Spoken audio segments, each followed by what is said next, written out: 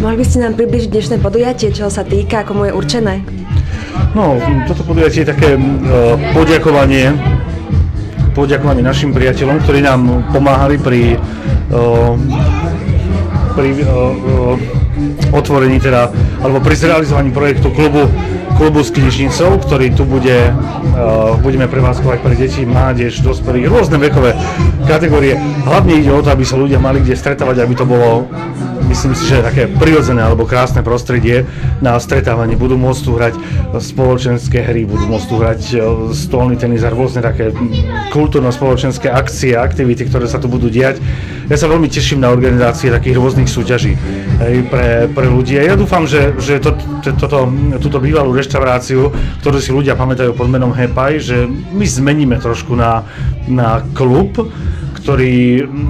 ktorého úlohou není niečo socializovať, ako teda naše združenie robí, ale skôr komunitne sa stretávať s ľuďmi, aby ľudia v tom stretávaní proste našli tú priateľskosť, ktorá tak z toho povrchu zemského proste trošku vymizla. Ten verbálny prejav jeden medzi druhým, to všetko vymizá z povrchu zemského a ja chcem, aby práve na takýchto miestach, na takýchto kluboch sa ľudia stretávali. Okrem iného sa tu budú robiť také zážitkové programy, výlety pre decká zo širokého okolia, hlavne však zamerané na Šalu a okolie. A určite aj celoslovenské teda také zážitkové programy, či už na ochranu prírody, alebo budeme rôzne také športové súťaže, koncerty napríklad. Už v lete by sme chceli prichystať jeden taký koncert amatérskych umelcov, detí z detských domov. Ja dúfam, že to vyjde a že to bude tu, teda vonku, a že sa nám to podarí.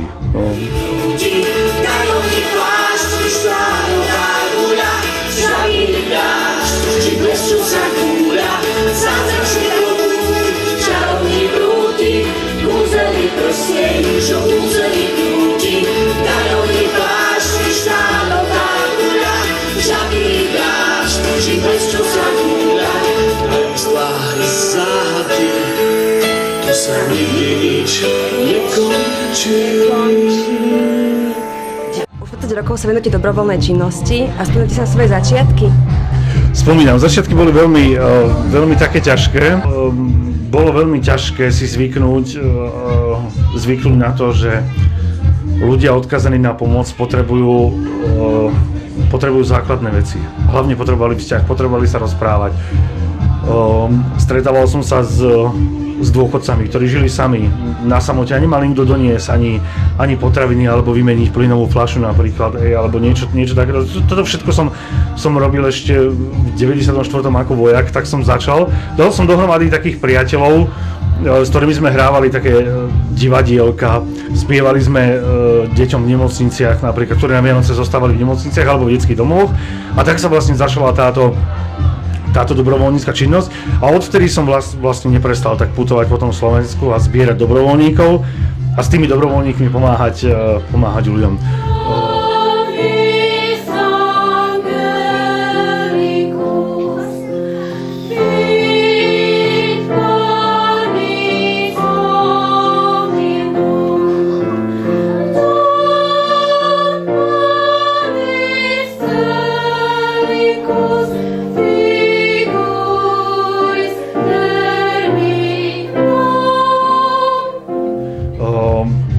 Je veľmi ťažké v dnešnej dobe byť dobrovoľníkom.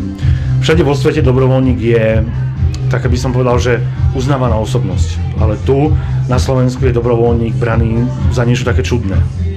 Taká nejaká rarita alebo niečo podobné. Ale rarita v tom trošku inom slova zmysle. Vôbec nie v dobrom slova zmysle, ale skôr si myslím, že ľudia v tom hľadajú proste stále niečo, že by sme my od niekoho niečo žobrali proste, alebo pýtali. Nie, nič také sa nedieje, ani nič také nerobíme. Umožňujem tým ľuďom sa podeliť. Môžu to urobiť cez nás, môžu to urobiť cez ktorékoľvek iné združenie, cez ktorúkoľvek inú organizáciu, cez ktorúkoľvek to je úplne jedno proste. Pokiaľ sami cítia, že chcú konať dobro, nech ho konajú. Dôležitý je ten úmysel, začať. Proste niekde začať. Čiže týmto osobne pozývam každého jedného šalana blízkeho okolia i vzdialeného okolia, aby ste prišli takto o 2 týždne, presne na chlop na deň, bude deň otvorených dverí aj s programom, čiže my vás tu veľmi, veľmi vítame, budeme rád, keď prídete a zostanete nám verní.